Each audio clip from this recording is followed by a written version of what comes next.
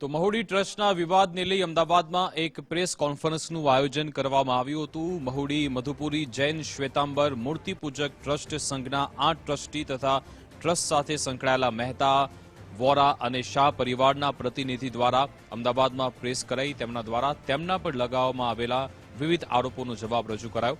Press કોન્ફરન્સમાં ટ્રસ્ટીઓ જણાવ્યું કે અંકિત શ્રેણીકભાઈ મહેતા જે પાસા અંતર્ગત 19 માસની સજા ભોગવી ચૂક્યા છે તથા જયેશભાઈ મહેતાને ગત વર્ષે તેમના ગુનાહિત ઇતિહાસને ધ્યાનમાં રાખી અને સંઘની માન મર્યાદા જળવાઈ રહે તે હેતુસર મહુડી સંઘના સામાન્ય સભ્ય પદેથી બરતરફ કરવામાં આવ્યા હતા। જો કે પોતે ટ્રસ્ટી અથવા સભ્ય હોવાનું ખોટું પ્રતિનિધિત્વ આપી ભક્તોને ગેરમાર્ગે દોરતા હતા।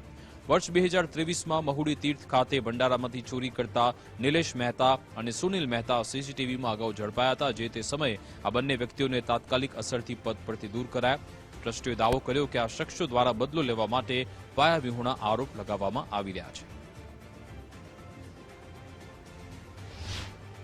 ગંદામાં ગંદા નીચલા સ્તરે માણસો પહોંચી ગયા છે અને ખોટા ખુલાસા કે સોનું ચોરાઈ ગયું છે, સોનામાં સોનું લીધું છે, અંદર છે જ નહીં, અંદર બેલેન્સ શીટમાં પણ નથી, આ નથી તે નથી, અમે જે પ્રોપર્ટીઓ લીધી છે એ ટ્રસ્ટીઓ પોતાના પર્સનલ નામે લીધી છે, આવી બધી વાત કરી છે। બધા ખુલાસા આજે દેખાડી દીધા, બેલેન્સ શીટની કોપીઓ દેખાડી અને જે વસ્તુ જેમને જોઈતી હતી, જે પ્રોપર્ટીઓ લીધી છે એના દસ્તાવેજો, ફેરફાર રિપોર્ટ બધું જ દેખાડી દીધું।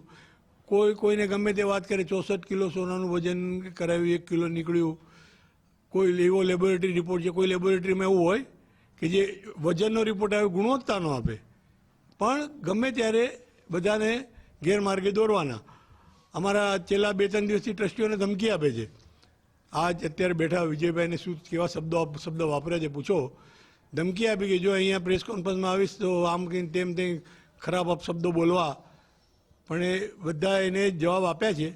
કારણ કે આવા માણસોને શું કરવાના, એના માટે આજે બધા ખુલાસા કરવા માટે આ પ્રેસ કોન્ફરન્સ બોલાવી।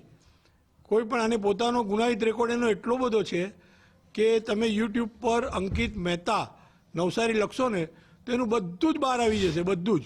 મહુડી ટ્રસ્ટને, સંસ્થાને અને ટ્રસ્ટીઓને બદનામ કરવા માટે કે એને પોતે ટ્રસ્ટી બનવું છે, હજી સુધી મહુડી ટ્રસ્ટના કોઈ પણ હોદ્દા પર છે નહીં। એક સામાન્ય સભ્ય હતો, તેને તે સભ્ય પદમાંથી પણ રદ કરવામાં આવ્યો। કેમ કે એને એના કારણો બધા એવા હતા, એટલા દુષ્કૃત્યો હતા, એના ક્રિમિનલ રેકોર્ડ એના હતા, જે 19 મહિના પાસાના ગુના હેઠળ જેલમાં જઈ આવેલો છે।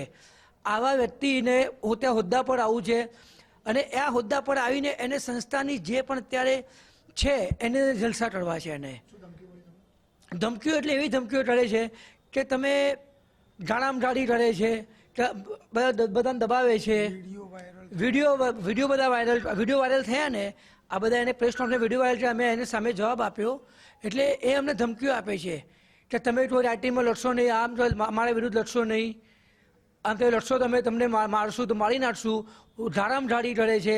અમારી જોડે પૂરું એનું પ્રૂફ છે, ઓડિયો ક્લિપ પૂરી છે મારી